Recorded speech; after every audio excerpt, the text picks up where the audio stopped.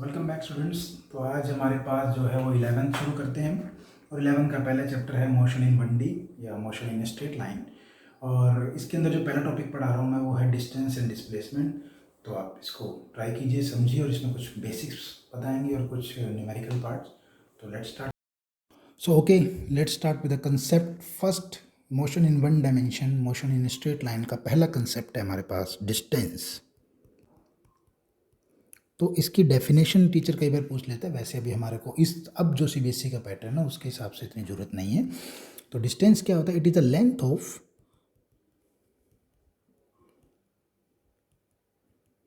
Actual path cover by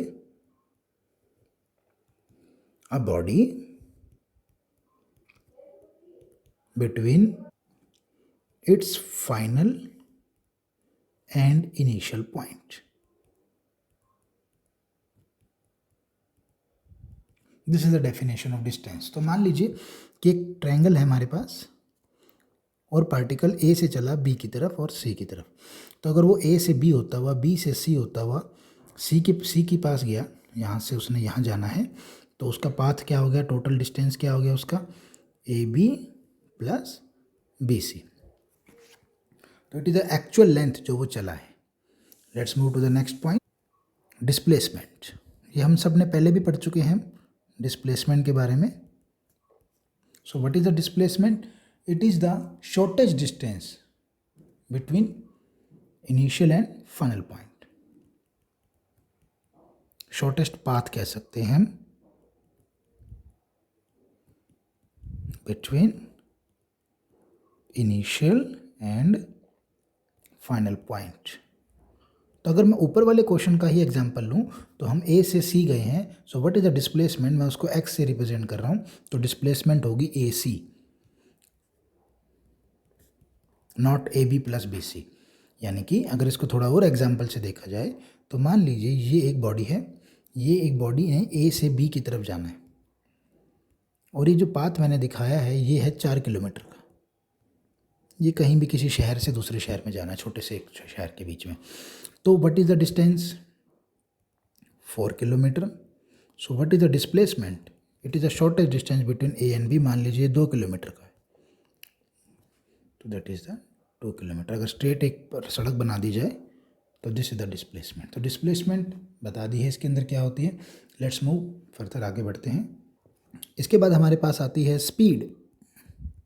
speed आप हम सब जानते हैं, it is the rate of change of position of an object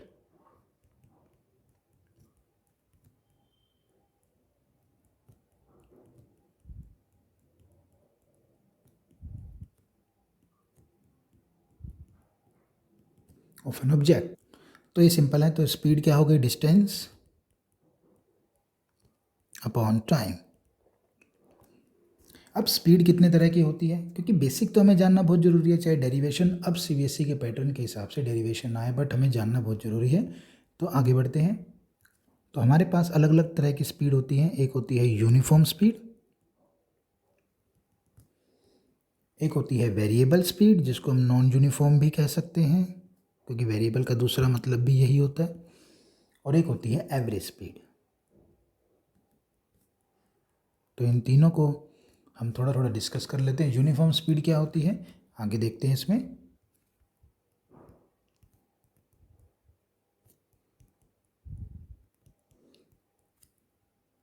simple line में बताऊंगा इसको मैं। If a body covers equal distance in equal interval of time,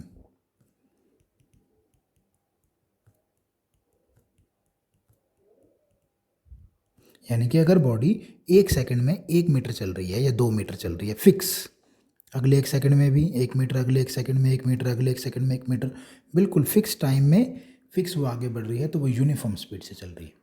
दूसरे वाला non uniform which is variable, मुझे बताने की जरूरत नहीं है, ये आप खुद भी सोच सकते हैं। If a body covers unequal distance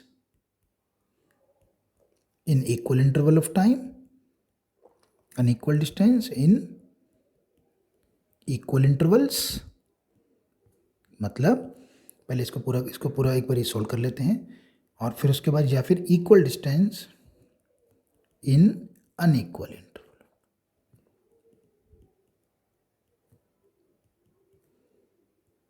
of, थोड़ा पूरा कर देते हैं इसे, ऑफ टाइम। मतलब पहले वाले का मतलब है कि 1 मीटर चली, फिर अगले सेकंड में टाइम फिक्स है 2 मीटर चली, फिर अगले सेकंड में 3 मीटर चली, फिर अगले सेकंड में 5 मीटर चली।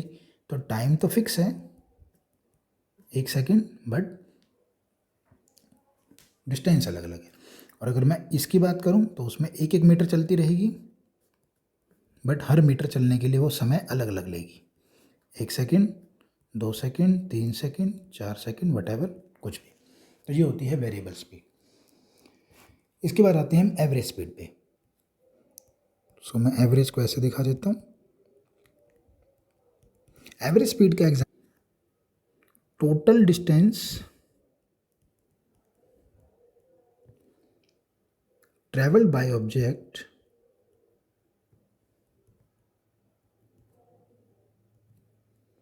divided by total time taken to cover the distance।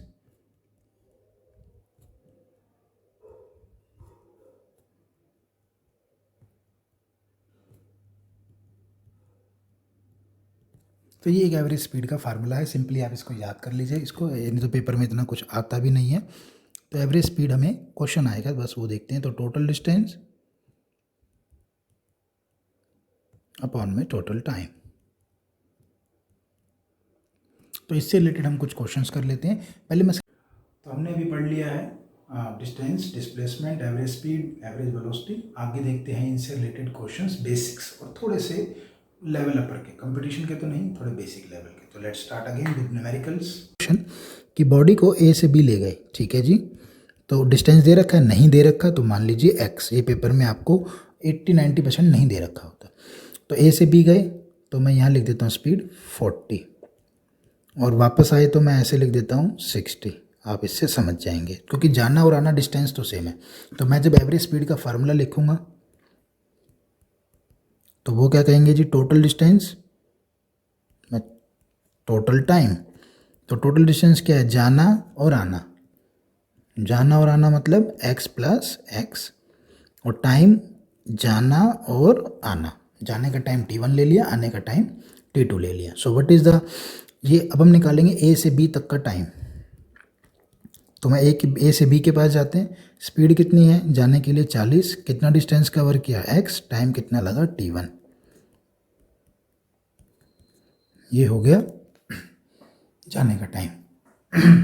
इसके बाद आने का टाइम, आने की स्पीड है 60 x बटे t2, तो आने का टाइम कितना हो गया x बटे 60। तो what is the average speed, 2x बटे t1 प्लस t2।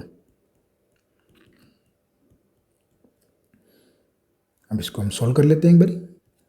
तो ये मैंने यहाँ दूसरी साइड पे लिख लिया ऐसे। सो what is the average speed, तो इसको थोड़ा सा सोल्व कर लेते हैं। मैं इसे सोल्व करके रख देता हूँ।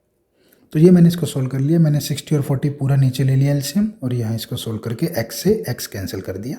तो 60-40 ऊपर चले जाएंगे यहाँ से इधर, और देन उसके बाद आप इसको वैल्यू रख सकते हो। तो ये 2 जीरो से 2 जीरो कट गई, तो आंसर आ जाएगा average speed 48 metre per second. ठीक है, तो ये हमारे पास एवरेज स्पीड का एक क्वेश्चन हो गया। बहुत अच्छा और इम्पोर्टेंट क्वेश्चन है। नेक्स्ट प्रॉब्लम देखते हैं इसकी। सो एक और क्वेश्चन है मेरे सामने कि एक बॉडी है, वो 1/3 टोटल जर्नी कवर करती है। टोटल जर्नी का 1/3 10 से, और नेक्स्ट 1/3 20 मीटर पर सेकेंड से, और लास्ट जो बच गया वो 10 मीटर पर सेकेंड से। तो उसकी एवरेज स्पीड निकालनी है। तो देखते हैं इसको कैसे करते हैं। मान लीजिए टोटल जर्नी हमारे पास ये रही। तो इसके 3 टुकड़े हैं, देखिए 1/3, फिर नेक्स्ट 1/3, फिर लास्ट। ओबियसली 3 हो गए ना, 1/3 फिर नेक्स्ट 1/3, तो ओबियसली लास्ट में बचा ही 1/3, क्योंकि 3 पार्ट करेंगे तो 3 में और बढ़ जाएगा टोटल डिस्टेंस x। तो पहले चला 10 से, फिर 20 से, फिर 10 से। तो लेट स्टार्ट, कैसे करते हैं इसको। जैसे पीछे किया था, यहाँ डिस्टेंस दे रखा है और स्पीड दे रखी है। तो what is the average speed, total distance तो x ही है, तो इसको अलग अलग कर दिया मैंने। टोटल टाइम, तो चलिए पहले वाले पार्ट के पास जाते हैं। हाँ जी, कोई भी पार्ट का नाम ले लीजिए, ए बी सी डी। ए से बी कितनी स्पीड है 10, कितना डिस्टेंस है, कितना टाइम लगा t1, तो t1 कितना आ गया x/30। अगले में b से c कितनी स्पीड है जी 20, कितना डिस्टेंस कवर किया x/3, टाइम लगा t2 x/60। अगला क्या है जी c to d कितना है 10 x/3 t2, so what is t2 x/30, what is t3, I am sorry यहाँ पे t3 आएगा, तो t3। तो तीनों टाइम आ गए। इन तीनों टाइम को हम यहाँ डाल के सोल्व कर लेते हैं। तो एक बार ट्राई करते हैं, इसको सोल्व करते हैं। तो what is the average total distance मैंने ऐड कर दिया है, total time x/30, x/60 and x/30। So let's try to solve this. x common, नीचे एलसीएम 60 आ जाएगा, 2 1 2, थोड़ा और ये x कट गया, 60 ऊपर चला गया और ये हो गया 5। सो ये हो गया हमारे पास 12 मीटर पर सेकेंड। तो इन क्वेश्चंस को प्रैक्टिस करके आप इसको समझ सकते हैं। फर्दर एक और क्वेश्चन ट्राई करते हैं, देखते हैं इसके अंदर। सो क्वेश्चन में कह रहा है कि एक 60 किलोमीटर का ट्रैक है और उस पर ट्रेन ट्रैवल करती है पहले 30 किलोमीटर तक। तो मैं इसको साथ साथ डिज़ाइन भी कर लेता हूँ। ये है 60 किलोमीटर का ट्रैक और ये मैंने सी ए कट बना दिया, तो ये हो गया 60 किलोमीटर। पहले 30 का ट्रेन चलती है 30 की स्पीड से ही, आगे बढ़ते हैं। और वो कह रहा है कि कितना अगले पार्ट में कितना चलना चाहिए उसको ताकि एवरेज स्पीड 40 आ जाए। अगला पार्ट मतलब 30 में, मान लीजिए 30 में उसको v से चलना चाहिए। तो इसको सोल्व करते हैं एक बारी। कैसे, बिल्कुल कुछ नहीं करना, कोई नया क्वेश्चन नहीं है। एवरेज स्पीड का फार्मूला लिखिए, क्या होता है total distance upon total time. तो एवरेज स्पीड कितनी दी है 40, टोटल डिस्टेंस कितना हो गया 30 + 30 60, टोटल टाइम, टाइम पहले वाले का, टाइम दूसरे वाले का। पहले वाले का टाइम कैसे निकालेंगे, पहले वाले की स्पीड क्या है 30, लेंथ भी कितनी कवर कर रहा है 30 किलोमीटर, तो ये भी किलोमीटर पर आवर, ये भी किलोमीटर, तो ये कोई दिक्कत नहीं है, यूनिट सेम होनी चाहिए, ये भी ध्यान रखेंगे। तो टाइम कितना लग गया 1 घंटा। अगले में स्पीड कितनी है v माननी है ना हमारे को, क्योंकि अगले पार्ट में तो स्पीड निकालनी है। ये v जो है ये इक्वल टू अननोन है। कितना कवर हो गया 30, टाइम हो गया t2, तो what is the t2 30/v। Now we can put this value in equation number 1। So we have 40 60 divide by t1 t2, t1 कितना है 1, t2 कितना है 30/v। So 40 60 v + 30 into v, ये कट गया, इससे क्रॉस मल्टीप्लाई कर सकते हैं हम इसको आपस में। तो ये हो गया 4v + 120 = 6v। सो 120 = 2v, तो v कितना होना चाहिए 60 किलोमीटर पर आवर की स्पीड पे अगर वो गाड़ी चलेगी तो वो उसकी ओवरऑल एवरेज कितनी आ जाएगी 40 kilometre per hour. So these are some questions you need. So कुछ बेसिक प्रॉब्लम्स करा दिए, समझ आ गई होंगी तो, और आप इनको प्रैक्टिस जरूर करें एक बारी। अब इसके बाद थोड़ा सा अपर लेवल चलते हैं एवरेज वेलोसिटी में और एनसीईआरटी के कुछ प्रॉब्लम्स। तो देखते हैं किस तरह से एनसीईआरटी में इन प्रॉब्लम्स को सॉल्व किया जाता है और इन फार्मूलाज को लगाए जाते हैं। So let's begin again. Let's start with the next topic, that is the average velocity. Obviously इसने वेलोसिटी कह दिया, तो वेलोसिटी का कनेक्शन हमें भी पता है, हम 9th-10th में पढ़ चुके हैं कि इसका कनेक्शन डिस्प्लेसमेंट से होता है। तो हम देखते हैं एवरेज वेलोसिटी को। तो इसका सिंपल फार्मूला याद करना है, टोटल डिस्प्लेसमेंट, इसको मैं साफ साफ लिख देता हूँ, अपॉन टोटल टाइम। सो इससे रिलेटेड कुछ क्वेश्चंस कर लेते हैं, सिंपल क्वेश्चन है उसी में भी।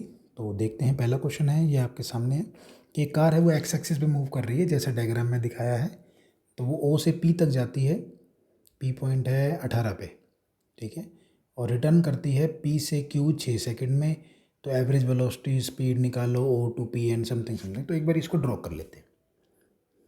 सो पहला पॉइंट है हमारे पास, मैंने यहाँ ड्रॉ कर लिया है न्यूमेरिकल का जो पार्ट है, मेन पार्ट। तो पहला पॉइंट वो हमारे को कह रहा है O से P जाने में एवरेज वेलोसिटी निकालो। तो O से P पॉइंट कहाँ पे है हमारा, 18 पे, और 12 पे है Q पॉइंट। तो O से P गया तो टोटल डिस्टेंस कितना हो गया, 360। या टोटल डिस्प्लेसमेंट भी, हमें तो डिस्प्लेसमेंट चाहिए ना, तो कितनी हो गई, 360। आप उसमें देख सकते हैं ये 320 है, थोड़ा मैं क्लियर लिख दूँ, और ये 360 है। तो 360 हो गया। और टोटल टाइम कितना लगा उसको यहाँ से यहाँ जाने में, 2 4 6 8 10 12, कितने सेकंड लगे, ये सेकंड है 18 सेकंड लगे। तो कितना हो गया ये 20। पार्ट 2 में चलते हैं, इसी के ही एवरेज स्पीड निकालने। तो यही डिस्टेंस है और यही डिस्प्लेसमेंट है, क्योंकि पार्टिकल O से P डायरेक्ट गया, तो वो भी कितनी आ गई, 20 मीटर पर सेकेंड। पार्ट 2 में चलते हैं, O to P and back to Q। O से P गया पार्टिकल और फिर Q पे वापस आ गया। तो O से P और P से Q वापस आ गया। तो हमें पहले अगर एवरेज वेलोसिटी निकालनी है तो total displacement shortest distance between initial and final point. तो यहाँ खड़ा है ना फाइनल में, तो वो क्योंकि वो यहाँ से गया यहाँ फिर वापस आ गया, तो एक्चुअली में तो वो Q पे खड़ा है। तो टोटल डिस्प्लेसमेंट कितनी हो गई उसकी, 240। पर टाइम कितना लगा, टाइम कुछ बच्चे इसमें सोचेंगे कि 12 सेकंड लगे, नहीं, टाइम तो बढ़ता रहेगा ना, टाइम तो बढ़ता ही रहेगा, टाइम नहीं रुकेगा। तो जाना और आना, तो जाने का टाइम लगा 18, P तक गया तो 18 सेकंड, और वापस आया यहाँ तक, तो टोटल टाइम कितना होगा, 24। 6 सेकंड और लग गए ना, कि 18 19 20 21 22 23 24, तो ये हो गया 24। कितनी आ गई average velocity, 10 metre per second. इसी में ही एवरेज स्पीड, इसी पार्ट में, हाँ, O to P and back to Q। Average speed क्या होगा, total distance, not displacement, not the initial and final point का डिस्टेंस, नहीं, टोटल डिस्टेंस। तो ये गया, कितना कवर कर लिया इसने, 360, प्लस वापस आ गया, कितना कवर करके आए वापस, 360 में से 240 गए, तो OP प्लस P अगर हम निकालेंगे तो ये डिस्टेंस कितना हो गया, ये वाला, 360 में से 240 गए, 120। तो ये टोटल डिस्टेंस कवर किया उसने अपॉन टोटल टाइम। टाइम तो बढ़ेगा, दोनों केस में सेम रहेगा। तो कितना हो गया ये हमारे पास, इसको सॉल्व करेंगे तो हम 480/24, तो कितना हो गया, 20 metre per second. So this is the case, most important question, बहुत अच्छा क्वेश्चन है। इससे रिलेटेड एक और क्वेश्चन कर लेते हैं एवरेज वेलोसिटी से। सो नेक्स्ट क्वेश्चन आपके सामने है, ये मैंने बना दिया है, तो इसको मैं एक बारी ड्रॉ भी कर लेता हूँ क्योंकि क्वेश्चन तो हट जाएगा अभी। इसको पढ़ लेते हैं, क्वेश्चन को एक बारी पढ़ लेते हैं। सर्कुलर ट्रैक में है, पॉइंट A से शुरू करती है वो यहाँ से, पॉइंट B दे रखा है, पॉइंट C डायमेट्रिकली ऑपोजिट है A के, और D B के डायमेट्रिकली ऑपोजिट है, और वो सर्कल में इस तरह से दिखा रखा है। चलिए जी आगे बढ़ते हैं। Find the distance travel at is move from A to B। जब ये A से B जाएगा तो डिस्टेंस ट्रेवल क्या होगा। मैं इसको डायग्राम को एक बारी कंप्लीट कर लेता हूँ। तो ये डायग्राम मैंने बना लिया है, और क्वेश्चन में चलते हैं। डिस्टेंस निकालना है, distance travel particle move from A to B। तो जब पार्टिकल A से B जाएगा तो ये रहा डिस्टेंस, ये वाला, ये डिस्टेंस जो है ये इस सर्कल का 1/4 है। तो डिस्टेंस A टू B का डिस्टेंस को मैं D से दिखा देता हूँ। तो ये है टोटल लेंथ का 1/4। तो टोटल लेंथ कितनी है इसकी, 2πr। पूरे सर्कल की टोटल लेंथ क्या होती है, 2πr, और ये उसका कौन सा पार्ट है, साफ दिख रहा है, 1/4। तो कितना हो गया, πr/2 मीटर। ओके, तो ये आ गया distance. Now what is the displacement A to B। मैं डिस्प्लेसमेंट को x से दिखा रहा हूँ, लिख भी देते हैं हम इसको। Displacement is the shortest distance between initial and final point. So this is the shortest distance. तो शॉर्टेस्ट डिस्टेंस कैसे निकालेंगे, ये रही लेंथ r, रेडियस, ये रही लेंथ r रेडियस, तो ये रहा डिस्टेंस, कितना हो गया √2r। पाइथागोरस थ्योरम लगा दी, तो ये पाइथागोरस थ्योरम होगी अगर r या। तो ध्यान रखिएगा displacement shorter distance between initial and final point. So let's move to the next part of this question. कह रहा है कि as it moves from a to c, जब ये a से c जाएगा तो a से c में देखते हैं क्या होगा।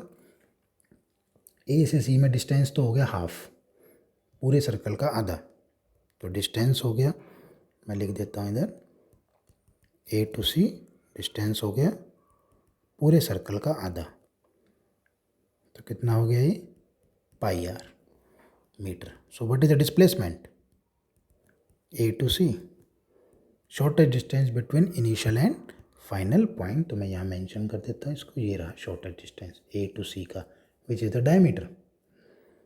तो कितना होगा डिस्प्लेसमेंट 2r मीटर। Let's move to the next point. So we have the next moves from a to d।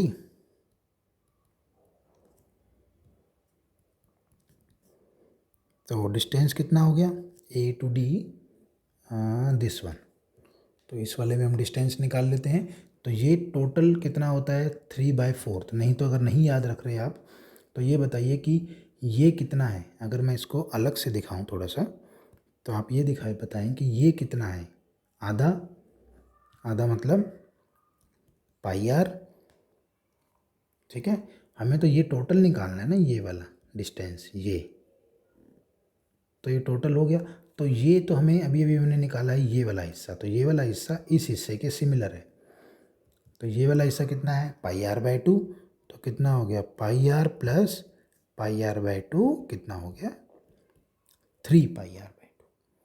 तो दोबारा से देख लेते हैं, ये टोटल कितना है πr, और ये कितना था अभी हमने पहले पार्ट में निकाला है, इसके बराबर ही तो है ये, कितना हो गया πr/2, तो ऐड कर देंगे तो 3πr/2। So what is the displacement, वो इसी में ही यहीं पे छोटे से स्पेस में कर देते हैं। सो डिस्प्लेसमेंट को मैंने x से रिप्रेजेंट किया है, तो displacement is a shortest distance between initial and final point. Again this is √2r, so this is the case. और अगर a टू a आ जाए लास्ट पार्ट में इसके, a टू a में डिस्टेंस हो गया 2πr क्योंकि पूरा सर्कल घूम गया, और डिस्प्लेसमेंट क्या हो गई 0 क्योंकि वो अपने घर वापस लौटा है। So this is the best problem to understand the displacement, velocity and something. तो इसके बाद एक क्वेश्चन और कर लेते हैं लास्ट, इससे कनेक्टेड एनसीईआरटी का। सो एनसीईआरटी की प्रॉब्लम नंबर 3.4 है, उसमें देख लेते हैं। प्रॉब्लम आपके सामने है कि एक drunkard walking on a narrow lane takes 5 step forward, 5 step आगे चलता है, 3 स्टेप पीछे चलता है, तो वो अपने आप को संभाल नहीं पा रहा, और हर स्टेप 1 मीटर का है, each step is 1 metre long और 1 सेकेंड का है। तो प्लॉट कीजिए, चलो प्लॉट तो हम बाद में सिखाऊंगा मैं आपको, अभी नहीं। अभी हम देखेंगे कि वो एक 13 मीटर दूर खड्डे में गिरने में कितना समय लगेगा, उसको डिटरमाइन ग्राफिकली एंड अदरवाइज, जैसे भी how long the drunkard takes to fall in a pit 13 metre away. तो इसको शुरू करते हैं, इसको मैं थोड़ा सा लॉजिकली बता देता हूँ कि 13 मीटर की दूरी पे एक हमारे पास खड्डा है जिसमें उस ड्रंकर को इसने कही है कि भाई गिरना है, तो वो यहाँ से चलेगा, 5 स्टेप आगे चलेगा, 1 2, ऐसे भी ना बनाए आप, ऐसे बनाइए 1 स्टेप 2 3 4 5, तो 5 स्टेप आगे चला तो 1 स्टेप 1 सेकंड का है, तो कितने सेकंड हो गए 5 स्टेप 5 सेकंड के। फिर वो 3 स्टेप पीछे आ गया, तो ये रहा 1 2 3, तो 3 स्टेप 3 सेकंड के। तो बेसिकली इस पूरे नाटक में वो 2 स्टेप ही चल पाया, यानी कि 2 मीटर ही चल पाया, पर समय तो मैंने पहले भी कहा था आगे बढ़ता है, तो 2 मीटर चलने में उसको कितनी देर लग गई 8 सेकंड लग गए। ठीक है जी, ये समझ हो गया। इसके बाद आगे बढ़ते हैं फर्दर आगे। अब वो यहाँ खड़ा है, ये रहा, मैं इसको अलग से दिखाता हूँ, वो यहाँ खड़ा है। अब वो फिर 5 स्टेप आगे चलेगा, 1 2 3 4 5, और फिर 3 स्टेप पीछे आएगा, 1 2 3। तो अब की बार वो यहाँ खड़ा होगा। यानी कि कहने का मतलब है कि पहली बारी में वो 2 स्टेप आगे चला 2 मीटर, तो अगली बारी में भी वो कितना आगे चल पाएगा, 2 मीटर। तो सेकंड केस में वो यहाँ खड़ा होगा। पहले केस में वो ये ब्लू लाइन है जो मैंने दिखा रखी है, और दूसरे केस में वो यहाँ। तो सेकंड केस में भी वो 2 स्टेप ही चल पाएगा, यानी कि 2 मीटर ही। बट बिगिनिंग से कितने मीटर चल पड़ा, 4 स्टेप, और कितने मीटर हो गया बिगिनिंग से, वो 4 मीटर, ये रहा। पर टाइम तो बढ़ता रहेगा। तो 8 सेकंड पहले 2 मीटर चलने में लगे थे, तो अगले 2 मीटर चलने में भी 8 ही सेकंड लगेंगे। तो कितने सेकंड हो चुके हैं टोटल, 18 सेकंड, 16 सेकंड है, सॉरी। तो 4 मीटर चलने में उसने 16 सेकंड लगा दिए। क्यों, 5 स्टेप आगे 5 सेकंड, 3 स्टेप पीछे 3 सेकंड, तो 2 स्टेप ही चला,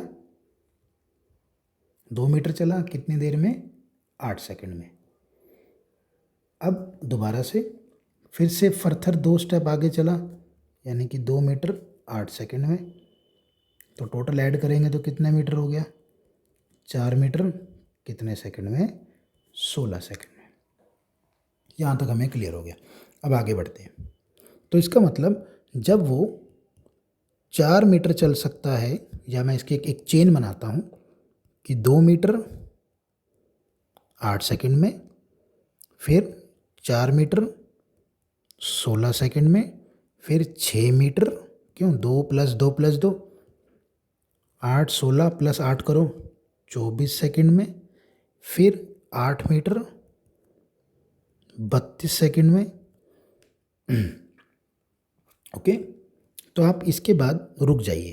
क्यों रुकना है, देखिए वो पहुंच चुका है 8 मीटर पे, ये यहीं कहीं होगा 8 मीटर। अब वो फिर चलना शुरू करेगा। अगर वो फिर चलना शुरू करेगा तो वो 8 मीटर चलेगा, 9 मीटर, 10 मीटर, 11 मीटर, 12 मीटर और 13 मीटर।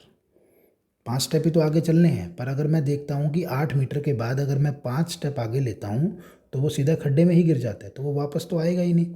तो कुछ बच्चे इसको एक सिमेट्री बना देते हैं कि 8, 10, 12, फिर वो कहते हैं 13, सिमेट्री तो बन नहीं रही, फिर वो गलत हो जाता है।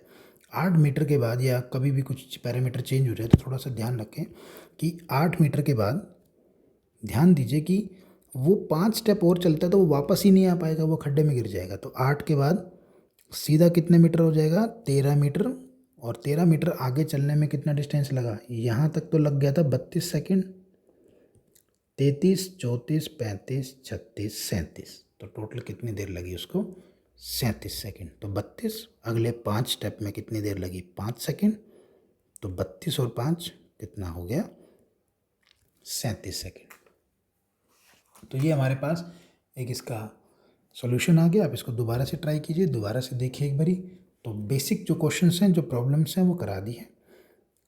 सो स्टूडेंट्स, आज के लिए यही था। इस लेक्चर में ज़्यादा लेंथी लेक्चर नहीं लूँगा, नहीं तो बोर हो जाओगे। Distance, displacement, average speed, average velocity, आप इनको कॉपी में नोट कर लीजिए और कॉपी प्रॉपर बनाते रहें और मटेरियल को नोट करते रहें और रिवाइज करते रहें। तो नेक्स्ट लेक्चर में हम आगे देखेंगे इंस्टेंटेनियस वेलोसिटी, इंस्टेंटेनियस एक्सेलरेशन, और उनको समझने की कोशिश करेंगे। तो see you next time, bye, take care.